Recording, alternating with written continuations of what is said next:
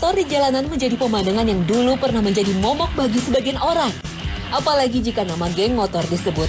Ada rasa khawatir, ada rasa takut di benak masyarakat umum ketika iring-iringan seperti ini melewati sebuah kawasan. Inilah stigma negatif yang mengakar di masyarakat tentang geng motor. Kini stigma ini mulai pudar, tak lagi melekat pada geng motor. Ada sisi lain yang sebenarnya melekat pada pribadi setiap orang, yang jika digali dan dieksplor akan menemukan sisi baik itu.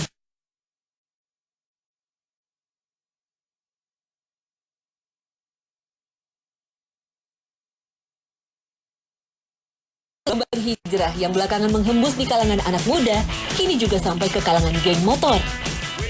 Pengen berubah aja lah dari yang negatif jadi ke positif, ya sedikit-sedikit aja.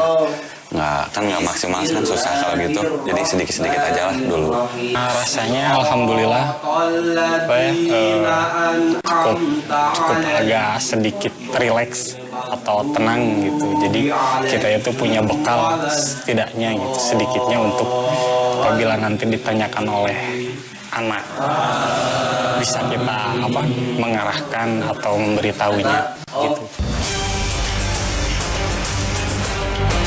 Inilah diantara rahasia hidayah Allah SWT yang bisa saja datang pada diri seseorang, sekalipun orang itu berada pada titik puncak keburukannya. Bahwa hidayah itu hak Allah SWT dan menjadi kehendaknya untuk membuka pintu hati seseorang. Allah SWT berfirman, barang siapa yang Allah kehendaki untuk Allah berikan petunjuk kepadanya, niscaya dia melapangkan dadanya untuk menerima agama Islam. Dan barang siapa yang dikehendaki Allah kesesatannya, niscaya Allah menjadikan dadanya sesak lagi sempit, seolah-olah ia sedang mendaki ke langit.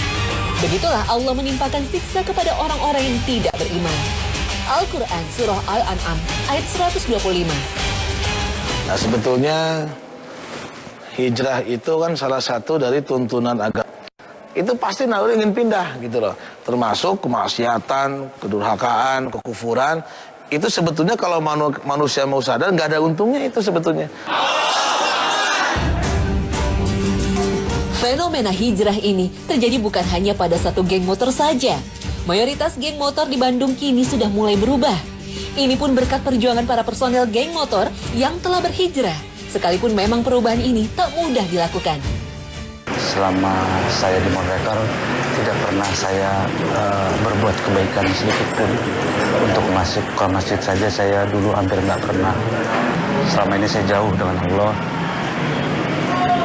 Saya coba mendekatkan diri ke Allah. Ternyata lebih indah. Dekat dengan Allah lebih indah daripada saya harus menjauhi Allah. Apalagi sekarang udah punya istri, udah punya anak. Istri lagi ngandung sekarang, alhamdulillah. Anak yang kedua gitu. Alasannya cuma masa udah jenuh, udah capek kayak gitu. Udah ngalamin semuanya gitu, udah. Kalau udah penuh kayak gini ya udah aja. Sekarang tinggal mempelajari sedikit-sedikit yang agamanya gitu. Kesalahan sudah menjadi tabiat manusia, tabiat kita semua.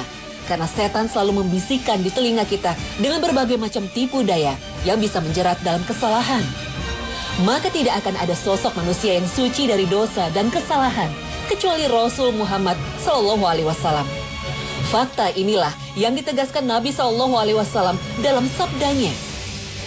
Demi zat yang jiwaku ada di tangannya, seandainya kalian tidak pernah berbuat dosa, niscaya Allah akan mengganti kalian dengan mendatangkan suatu kaum yang kemudian kaum tersebut berbuat dosa.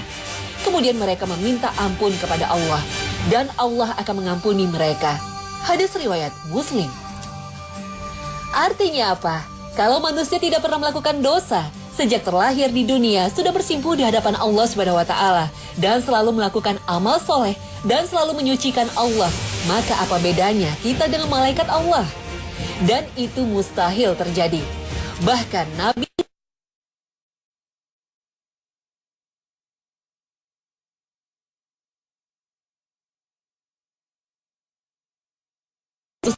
bukanlah manusia yang suci dan bersih dari dosa dan kesalahan. Karena memang tidak ada orang yang bisa demikian. Lihatlah sabda Rasulullah SAW. Setiap anak Adam pasti sering melakukan dosa dan kesalahan. Dan sebaik-baik orang yang berdosa adalah orang yang rajin bertobat. Hadis riwayat Tirmizi dan Ibnu Majah. Maka orang yang berdosa hendaknya segera bertobat kepada Allah Subhanahu wa taala dan jangan menundanya. Karena dengan menunda-nunda akan ada resiko yang tidak sederhana. Semakin bertumpuk dosa yang dia lakukan, seiring dengan itu akan semakin gelap hatinya hingga hatinya menjumpai kebinasaan. Inilah sebesar-besar kecelakaan dan musibah.